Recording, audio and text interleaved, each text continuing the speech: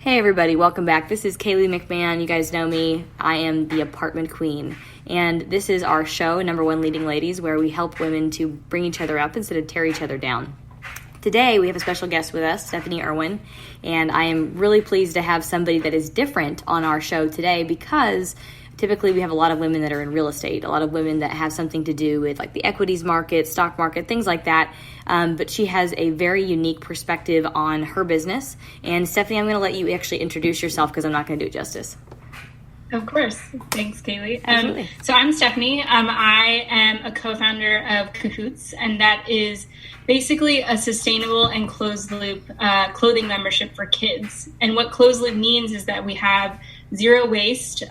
We basically are trying to rescue clothes that might otherwise go to the landfill, and we're also trying to reduce the need for new manufacturing production because that's where a lot of climate impact happens.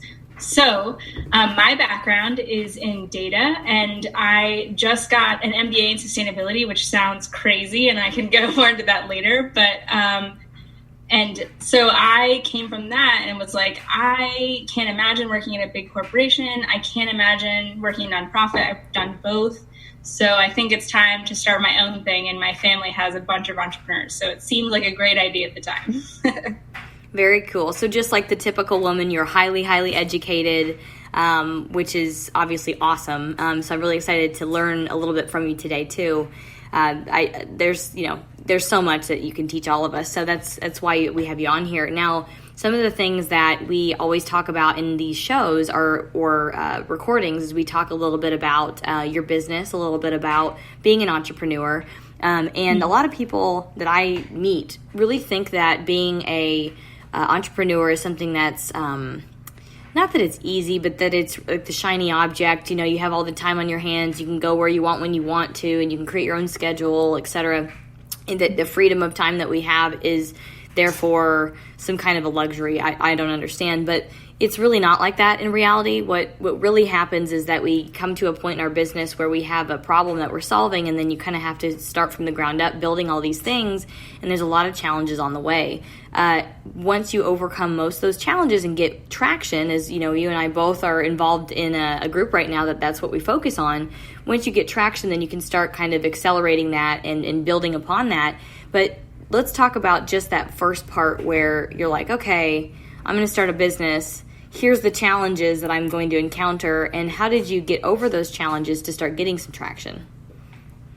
Right. So it always starts with a problem, something that frustrates you, and you're like, I could do this better. Like, I could fix this. Like, I think I could come up with a solution for this, and that's usually where it starts. And so for us, it was like this frustration with like clothing waste. We're like, why am I throwing away clothes that like I don't know how to repair, but I'm sure someone else could fix it and like resell it. Or, I don't know what to do with this clothes. Like, this is so frustrating. And so, one of my co-founders is a parent, and she was like, you don't even know, like as a mom, like your kid just like tears through clothes and, or they outgrow them. And so it's just so frustrating to have to spend any money on them. So that's kind of where like the journey started. And then usually it comes to this point where you're like, people are telling you it's a great idea, and maybe you enter into a pitch competition, or maybe you like sit in front of someone who invests and they're like, hey, you should, start this thing up.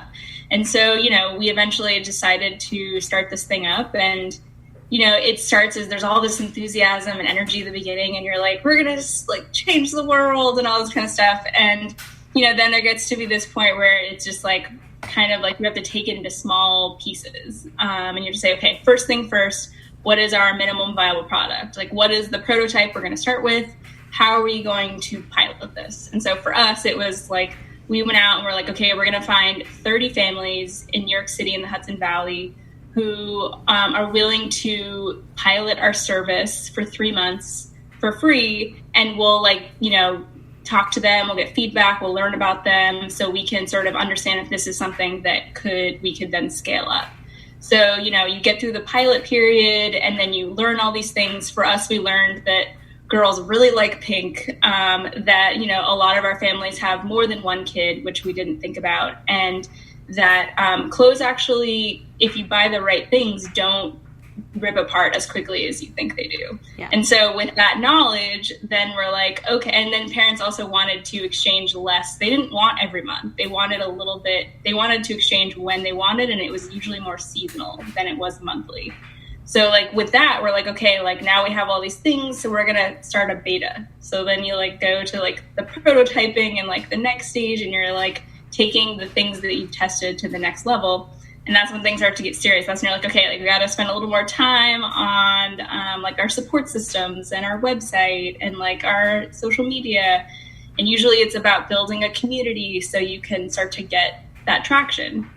And so I think that like that's the part where you start to learn like, okay, like this is where the long hours come in. Like this is where you like wake up and the day just passes in like a flash and you're like, oh my gosh, like I just worked from like 9 to 9, like, and I only like stopped to like eat lunch. And then and people are like, aren't you so exhausted and tired?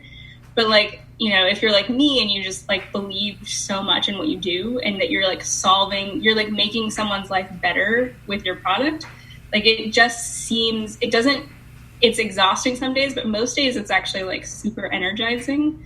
And I will fully admit that there are highs and lows. Like yeah. I can think of so many days where like, this is not working. Like, you know, this is never going to go anywhere.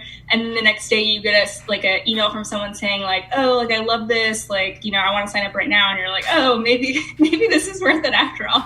So there's like always those highs and lows that you kind of experience. So I think that entrepreneurship is better. It's easier when you have at least one other person there to go through it with you. But it also is great when you have some sort of North Star or like guiding purpose that's like, I'm solving a real pain point and I'm making someone's life better with my service somehow. And those are the two things I think that really have gotten me through being a company that's quote unquote circular in a very linear world. And that, you know, that there are moments where you just think that you'll never, like it's a square peg fitting into a round hole or the opposite. I don't know, but yeah. Yeah.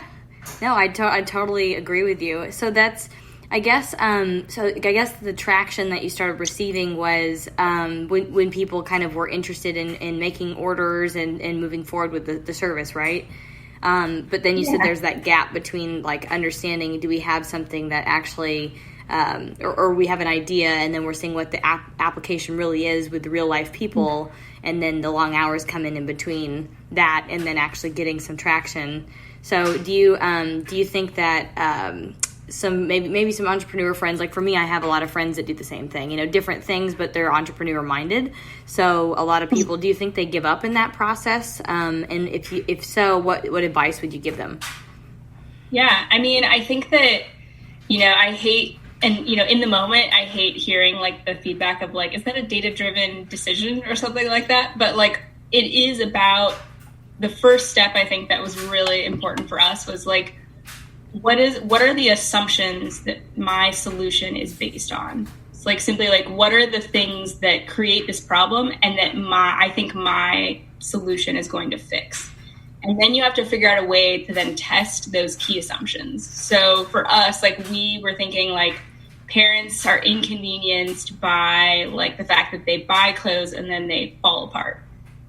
We think that, you know, parents are annoyed that they're having to buy into a fast fashion system when they would rather buy things that are sustainable.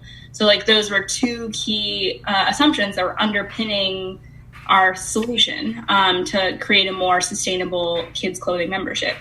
So, you know, we did the pilot so we can see like, do people actually want this? Like, do they like our aesthetic?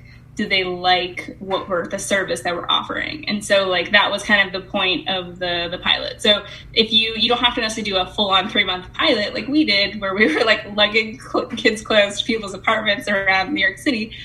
But like there are small ways that you can pilot or test these assumptions to see if there's something really there. And you don't have to, and like it always comes down to minimum viable product. Like what is the least you can do to see if this can be like a thing? Like don't go full throttle right away. Like just take a little tests, little risks, I guess you would say like investments, not big. seed is the right term, but now seed investments mean something way larger. So I hesitate to use that term.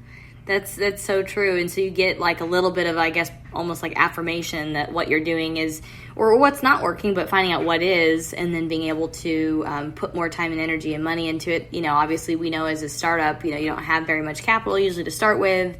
You're usually bootstrapping it yourself, that kind of thing. So for whoever is watching or listening this, obviously you're not alone, and it does take a lot of effort and time. But I really like, Stephanie, the suggestion that you gave is coming out with a way to test. Like on an app, that I've got, it's like we're testing the first 1,000 users. What are they poking? What are they using? What are they not? And then I may have all the coolest ideas in the world and this wireframe of all this stuff I want to do. And, my friends are like, let's get the shell and then start testing it. And then let's let the market drive where it goes, kind of thing. So, so that's really good advice, because when you're starting to get some kind of positive reaction back, or some kind of figuring out what is working and what's not, then that helps you, I think, find the next step of what to do to make sure that you're getting the product or whatever you're doing, getting it to where it's going to be super successful and get lots of traction. So that is great advice. Now, the couple of other questions that we usually have for all of our listeners, I'm trying to think about which one, or guests, trying to figure out which one to ask next, because both are really impactful. What would you say, Stephanie, has been your biggest lesson? Oh, wow. So I'm an introvert, first of all. So being an entrepreneur just seems to challenge me on a daily basis, because being an entrepreneur requires you to make yourself vulnerable. It requires you to ask people for help. It requires you to sort of put yourself out there as a founder, as a brand, and it requires you to take risks, as I said. So there's a huge level of vulnerability in being a founder, and so I have had to learn to be uncomfortable, but to do it, because that's how you're going to take your business to the next step, is like finding little ways to put yourself out there, put your idea or your company or something out there. And, nothing that has growth is necessarily comfortable. So that's to be expected, but you can, as an introvert, still do it. It definitely helps to have an extroverted partner to balance you out, but you can still push through that and learn, and then get more sort of vocal and confident in saying these things that seem I don't know, will anyone believe me when I say this? Or it seems, at least for us, it seems like such a crazy idea that it takes trust sometimes. And so you can be just as good of a spokesperson when you're an introvert as you can as an extrovert. That is some really good advice, actually. Thank you for that. Wow. Wow. Because, I'm just so out there, just don't give a rip, and then what I need is an integrator, someone to slow down and look at the process and not be so in outer space all the time. That would be good. But yeah, you have to have someone to balance you out. That's great advice. Now, what would you say, Stephanie, has been your biggest win? Wow, there's been so many wins. I think that part of it is just taking a step back and seeing how far you've come since the beginning. Because you can get so caught up in the day-to-day that it feels like sometimes you're not getting anything done, or you're not meeting your goals, or you had all these things, but then you got distracted or pulled in different directions. And then you kind of sit there and you take a step back and you're like, what have I done this year? And you're kind of whoa, I've done so much. And so I think that when I look back to last October, when we created our legal structure and started up, we've come so far. And so it makes it easier for me to really take it in and be hey, we're getting published in local press, and we have this many more followers than we had, and we have a community, and we have people who have subscribed to our newsletter that actually care about what we're saying. I think that even if you don't think that you're making the impact that you want to, there are many different ways that you could be touching other people, or creating, even if your solution isn't ultimately the solution, you might have inspired or learn another problem by virtue of being super like deep into this problem. Like I see so many opportunities now from being like in the like, you know, circular economy trenches as a small business that like, I'm like, oh, like I feel like there's 4 other companies I could start tomorrow with these, but I don't have the energy, so I can't. I don't have the money, but you know, you just get to be so experienced in something that you have more insight into that whatever problem or solution than probably anyone else, unless they're doing the exact same thing somewhere else. Oh my God, that's so true. So sometimes when you're, I'll say that when I started off, you know, owning my first business or starting my first business, sometimes it's really hard to not just make the jump from, you know, a paying job to doing your own thing, but also like where to focus because, you know, I had multiple skills and licenses and different things that I could have done. And it's like, oh, do I keep doing real estate as an agent? Do I keep doing this and keep doing that?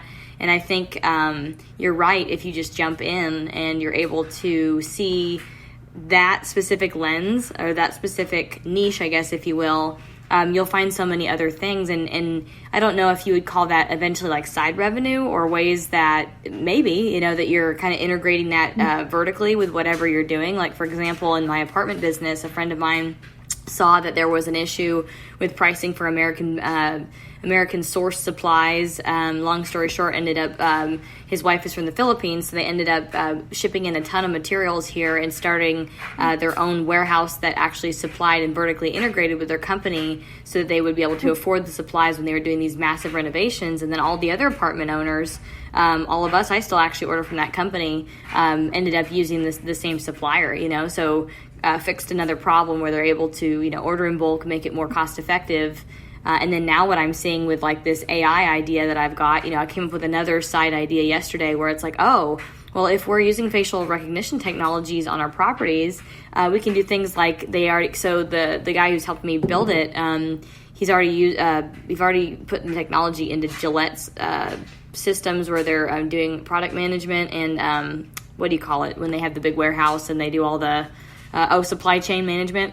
Then also same thing with Walmart. They use it too, but Walmart also uses it to catch criminals. So for all y'all who are listening, there's AI at Walmart now that like facially recognizes who you are, and if you steal anything, they will immediately know who you are and find you. So they don't even have to deal with like the police report and going to court and all this other junk. It's just like here's the person, you know.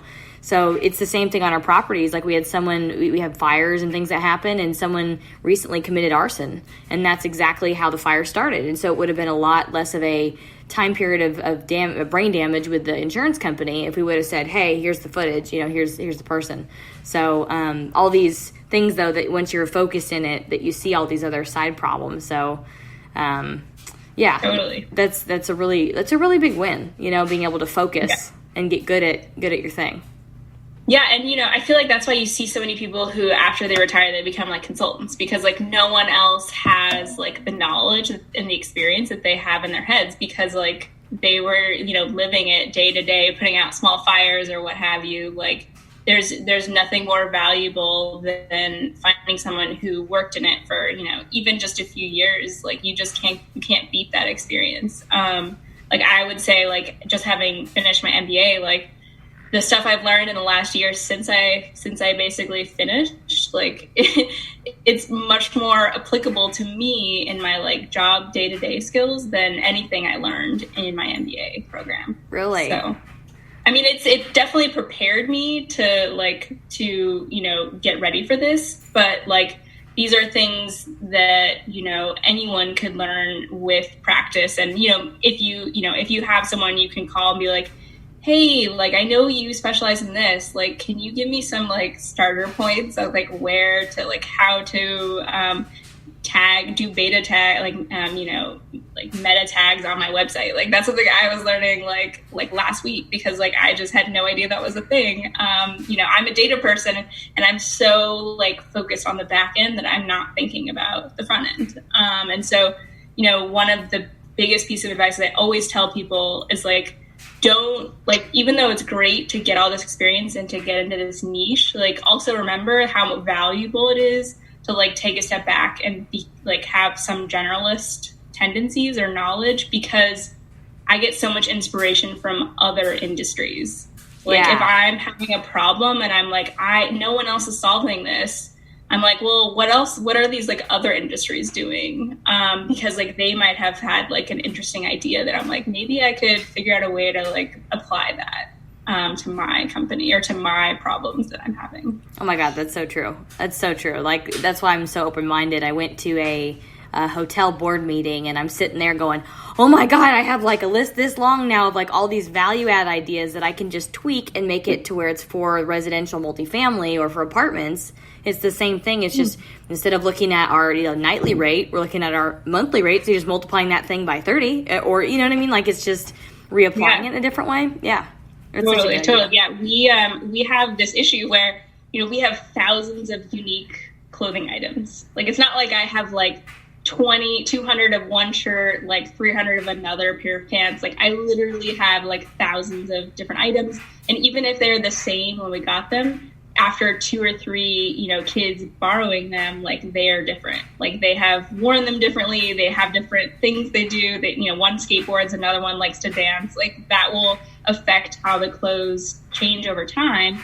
And so when we get them back, like we have to be able to identify them and separate them out. And so like, for me, like there's this problem of like, how do I even start to like create a database for all these things? And like, I know that there's not gonna be a lot of inventory systems that can figure that out. And so like, someone recommended, they're like, well, why don't you look at like textbook rentals or like look at like how pharmaceutical companies batch their like, their different like Tylenol or Advil or whatever, like how do they batch those? Because like, they're created in different batches, so they might be slightly different, but they all have the same formula. Like, so there's all these like really interesting inspirations that I can think of or people can give to me to be like, okay, here's a different way of thinking about it. And that is so critical to staying fresh and also like finding solutions that maybe aren't as expensive or maybe aren't as complicated as the ones you've been trying to come up with. Yeah, I was going to say, AI, oh my God, Internet of Things, like being able to like have all the things talk to each other, Interesting. Okay, that is an interesting issue. But yeah, you're right, thinking about other industries. Well, I mean, I guess AI is its own industry, so there's one maybe just to explore. Yeah, totally. I love artificial intelligence. I like, oh my God. It's very sexy. It needs to be in everything. I mean, God, it just creates so much truth. So, So I like that application. Well, we are kind of close to our ending of our podcast and interview. Thank you, Stephanie, so much for coming on today. The last thing I do want to leave everybody with is one tip as a business owner, just like the number one thing that's on your mind that you would give to other business owners, and then how our listeners and watchers or viewers can reach out to you. Sure. One tip. Wow, I don't know if I can boil it down to one. I would say that like at the end of the day, or even at the beginning of the day, both at the end and the beginning of the day, like remind yourself why you're doing something. Like if you experience a moment where you feel like, like you don't think it's going to work or whatever, like just like go back to like your purpose. Like, why did you start this? Like, why are you doing this? And like, think about who benefits from your, like, I actually, occasionally we get like, an email or a text or like a phone call from a customer, and we try to like record all of the positive and the negative, but like, if there's moments where we're questioning, like we try to go back to the positive and be like, well, this many people said that this was a great thing. And so there's value here. So, I mean, definitely if you're getting a lot of conflicting feedback, like, take that in consideration, but like, it's always a good thing to revisit like the why, like, why are you doing this? Because there are going to be hard days. That's for sure. I agree. And in terms of contacting me, you can go on my website, cahootsco.com. We have, you can email us there, but my email is stephanie@cahootsco.com.